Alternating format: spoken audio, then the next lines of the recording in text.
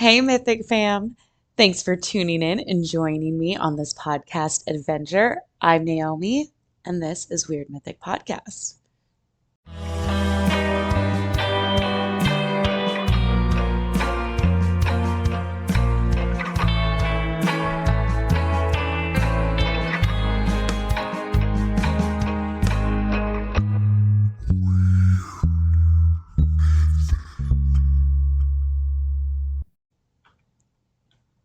Yeah, I know. I've been out of it for a bit, but life gets in the way and it's summer and I like to go do things and I'm not always next to my computer. But I am very happy that you are still listening and have been. I'm very appreciative of that. I'm very appreciative of that. Thank you. Um, really don't have any updates on anything. I kind of want to get into this episode. I've been wanting to record, and this is actually the second time I'm recording this episode, just to see if I can possibly slow down and take my time. So let's see how it goes, guys. This is a bit of a different episode. Not going to do any cryptids or anything haunted. I wanted to do something true crime related, but as I was, trying to research, I couldn't really find anything that was really like yelling at me to cover. However, I started getting into the missing persons reports, and a few of those really sucked me in. So I got a little list of current missing people from back in the day, and a couple of, newer ones. Anyways, I'm going to talk about the disappearance of Barbara Newhall Follett. Barbara disappeared after walking out of her home on foot December 7th, 1939. She was never seen since.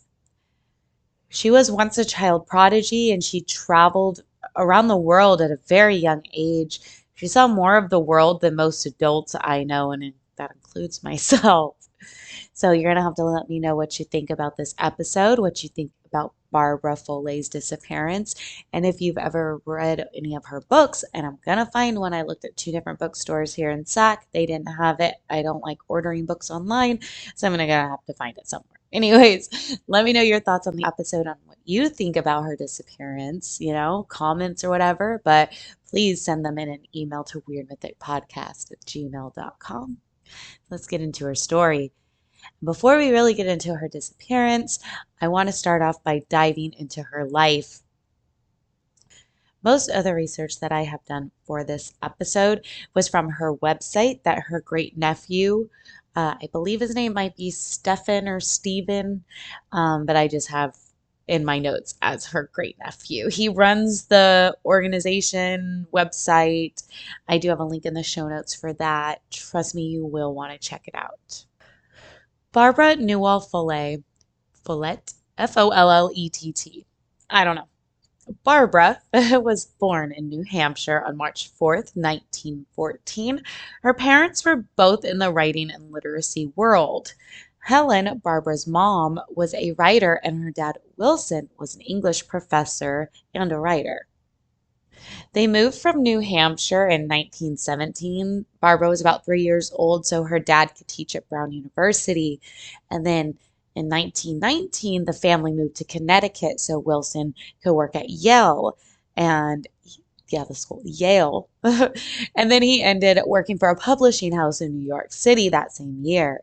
So there was a good 3 moves before Barbara was even 4. And when Barbara was 4, she got real curious about the typewriter that she always saw her dad using. And her dad ended up giving her a typewriter because she just wanted to use it all the time. So he gave her one.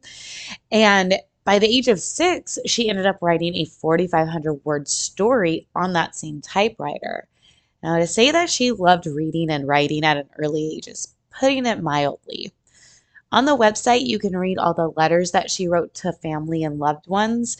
And even at the age of 4, her writing, the detail and style of her writing and her words is just indescribable. I'm too dumb. I don't have the right vocabulary for it. But oh my gosh, like you could just sit there and read her letters to other people and just get sucked in. She's such a good storyteller in the way that she even just talks about her day in these letters, just really draws you in like it's another world. Now, Barbara wasn't just typing away with her imagination.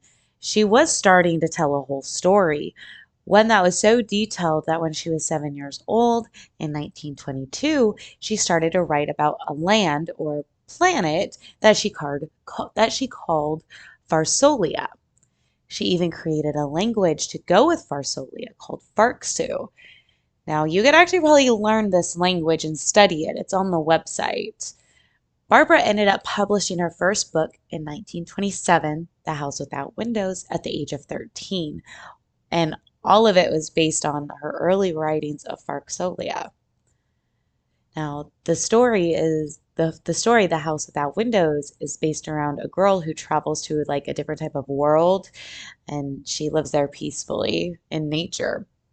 Now, this book got all the good reviews. I think I read like one review from 1927 that said that it was like people were only giving her praise because she wrote a book as a kid, but it's like, nah, it's great storytelling. And that person was just a hater, so I'm not even going to bother with that. But this book was best-selling and it was highly praised for its originality and pure poetic writing. Many started calling Barbara a child prodigy and a genius at this age, and she really was. This was the age of 13, and that is a very awkward age for anybody. However, I would say that as somebody who's been a 13-year-old girl, it's a very strange age to be. And like a 13-year-old girl, Barbara was very curious about the world around her, and all she wanted to do was explore it. But unlike other 13-year-old girls, Barbara was a genius and a famous published writer. She was able to convince her parents in 1927, at the age of 13, to spend a month on a schooner. Just Barbara. She didn't say, hey, go with me. She just wanted to go ahead and do this. Now, Barbara at the time was obsessed with pirate literature and wanted to experience being part of a ship and working on the ship.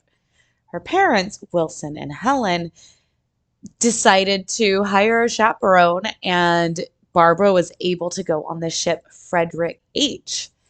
Barbara worked in the galley, made friends, and helped with chores all around the ship. She spent a month there. Now, once she was home from her voyage, of course, Barbara had to write to one of her best friends and explain this great experience she had out at sea. Now, this letter was so detailed, and remember, it was just to a friend that this letter started to be the base for Barbara's new book, which became The Voyage of the Normandy in May of 1928 is when that was published. Now that's 2 published books in less than 2 years by the age of 14. Barbara had been homeschooled this whole time and is living with her married parents and her infant sister at the age of 14 in 1928. But that same year when she published her second book was when her parents divorced. Her dad was having an affair with somebody and basically abandoned all 3 girls after the divorce.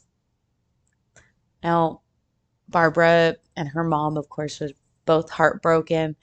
And Barbara had the idea of, hey, Mom, why don't we go on a trip together? She had the idea to sail from New York to Barbados. So they did. For just a couple months, Helen left her youngest daughter with a sitter. That's all I could find. Legit, just left her with a sitter. And her and Barbara just went from New York to Barbados. Again, Barbara's like 14, and I don't know if she was actually in charge of her money. It didn't seem like she might have been, but it seemed like she could just spend it, but I don't know if she was in charge of it or not. I'm not quite sure. I couldn't really find anything on that. But while they were in Barbados, they started running out of money, of course. Helen had reached out to Wilson for assistance, and she was ignored. Barbara then reached out to her dad for help, but nothing came from him. The two then had to sail from Tahiti, Fiji, then finally all the way to Hawaii in 1929. I still have no idea how they did it, where the money came from, if they were asking Wilson for money. And I also don't know where the youngest kid was at this point because I couldn't find anything on if she was with her dad or just left with this long-term sitter. Barbara is about 15 years old at this time when they land in Hawaii. And while in Hawaii, they stayed there for a few months, got some inspiration on some new writings, but they did need to go back home, back to the States. Barbara and Helen were able to acquire seats on the schooner Vigilant. Barbara happened to have made friends with the boat's second mate. His name was Edward Anderson. And while on the trip from Hawaii to Washington, the two became very close.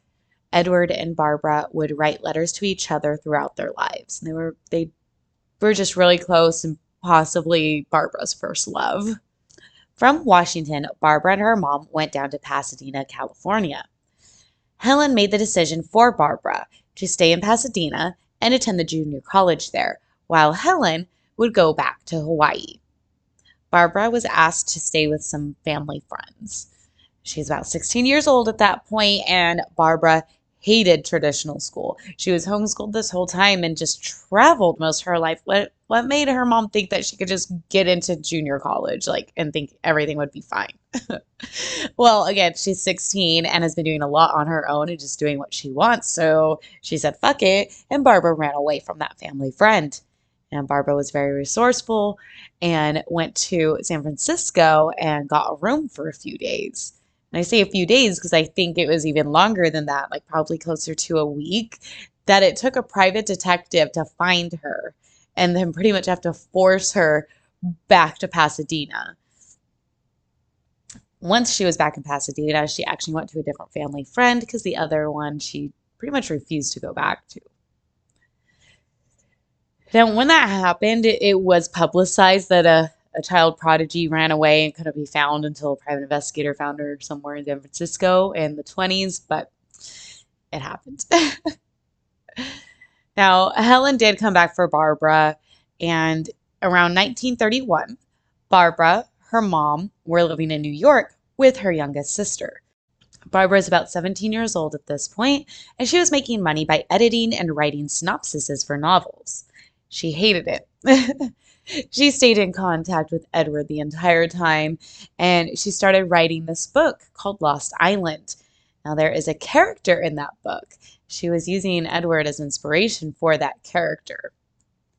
That same summer of 1931, Barbara, her mom, and her sister decided to go to Vermont. It's, warm up there. She ended up making a lot of friends on this summer trip, and one of those friends, his name was Nickerson. But we're just going to call him Nick because it's easier. Barbara ended up really liking Nick and started taking his personality and using Edward's personality for this character in the next book she was writing, The Lost Island.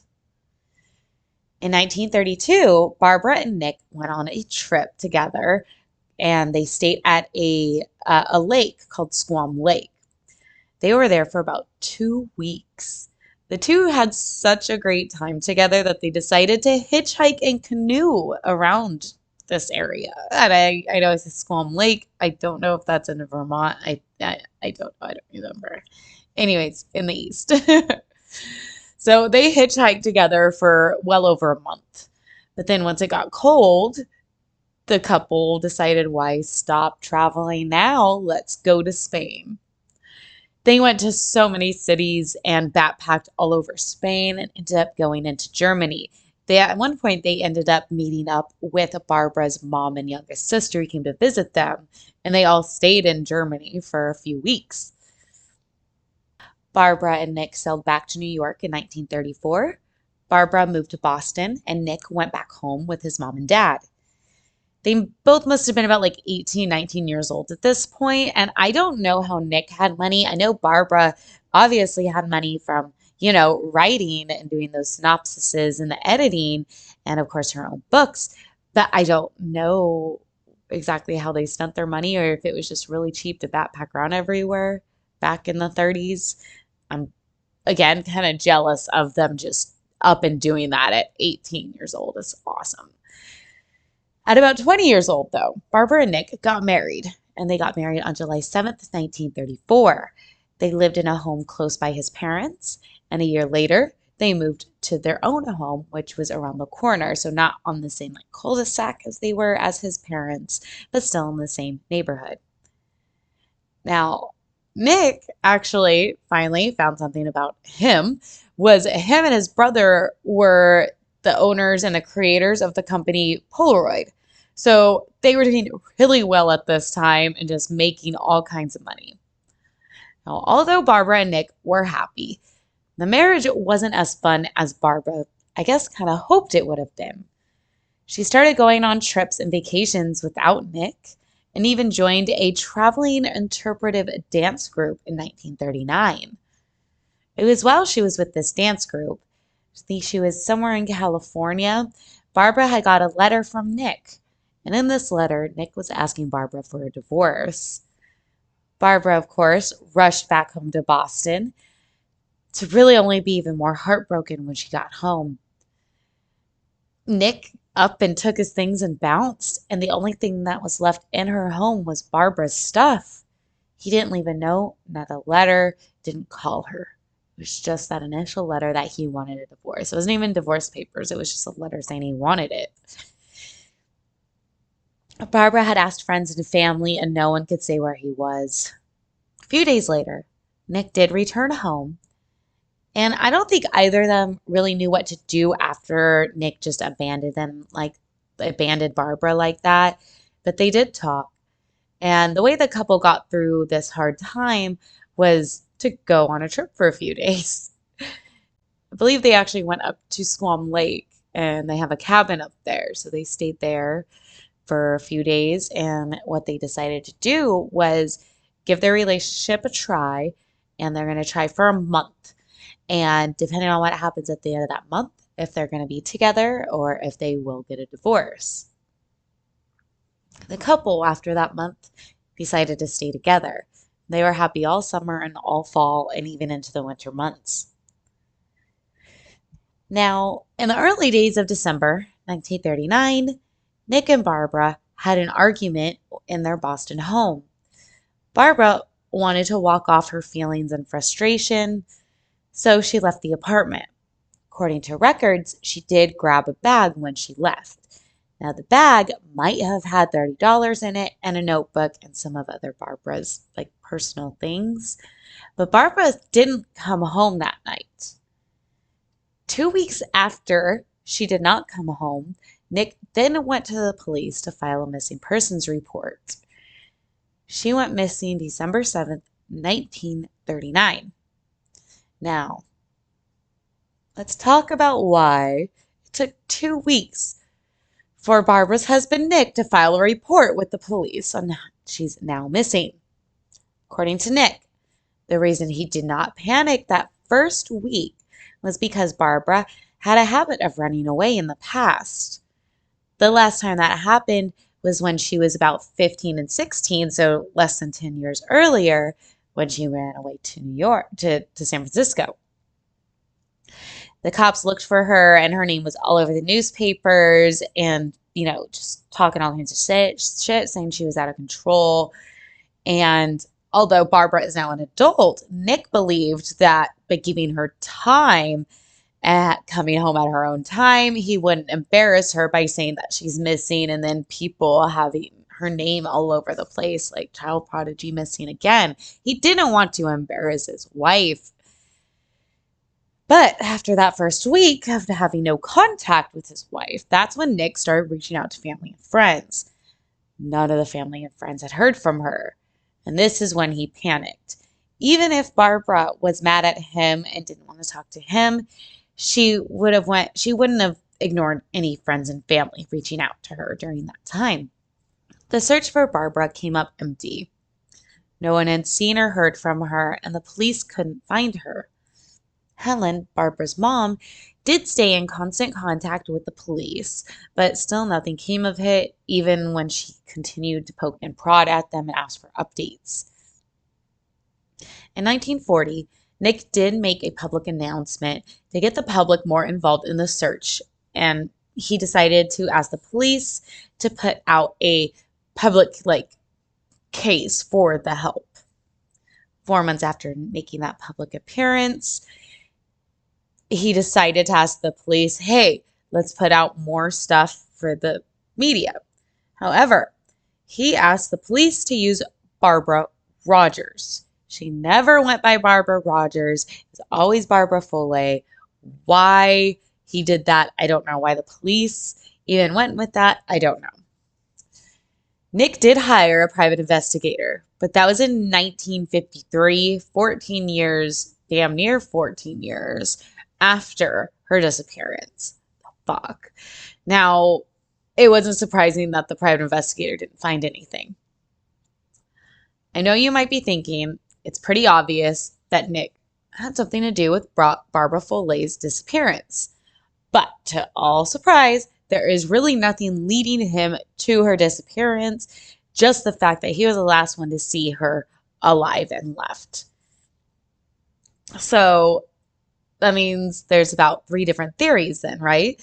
Either 1, Nick murdered his wife, 2, Barbara disappeared on her own and ran away, or 3, Barbara committed suicide.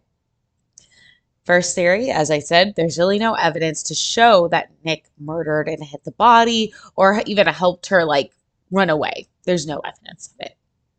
The second theory, Barbara ran away and disappeared on her own. This is very plausible. The woman can hitchhike and travel all on her own. She's done it. She'll do it again.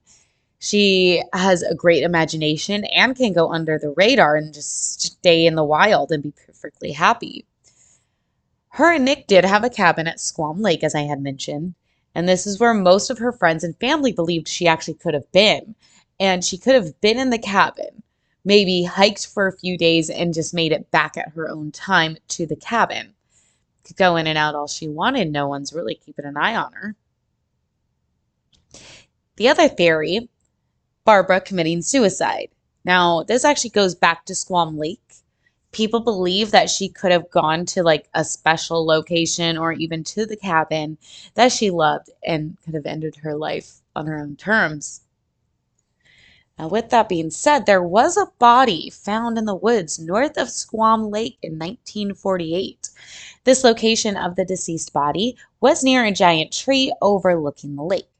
And it was also less than 3 miles north of where Barbara and Nick's cabin was. The body was the remains of a woman in her mid-20s, and from what the coroner could tell, is the body had been there for a few years. The remains were taken to Harvard Medical School, where the examiner believed the woman's remains to be that of an Elsie Whitmore. Elsie went missing in 1936, so just a couple years before Barbara went missing.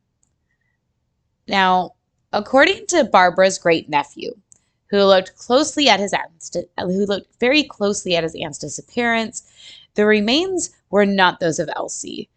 And he just put it all back on the evidence that was found at the site. And Elsie's family was actually very vocal and mentioned this when the body was found also. So this is the discrepancies. Elsie was found with horn-rimmed glasses. Elsie did not wear horn-rimmed glasses, but Barbara did. There is also a shoe found the remains of this deceased woman that was the size 7. Elsie was a size 5. The belongings around the remains were also not recognized by Elsie's family. The coroner's cause of death to this body was deemed to be suicide, since there was no evidence of any gunshots, stab wounds, hangings, nothing that pointed to somebody doing it to them, but it was suicide of something. Elsie's family, as I said, very public that they did not believe that these remains were of their Elsie. Barbara Follett's nephew has his own theory of what happened to his aunt. He did make it clear on his website, where you can view all the letters between Barbara and her friends and family, between her and Nick, between her and Edward. And in those letters to Nick, to her friends, when she would talk about Nick, Her nephew just doesn't think that it was in his character to hurt Barbara. He went through those letters so often to be like, was there something that she could have said to indicate anything physical would have been done to her by Nick? And there was nothing in her writings and in her letters that would point to her having like fear or having to watch Nick. So his theory of Barbara's disappearance goes as followed. After Barbara and Nick argued, Barbara walked out of her home and took a train to Plymouth the night of December 7th, 1939.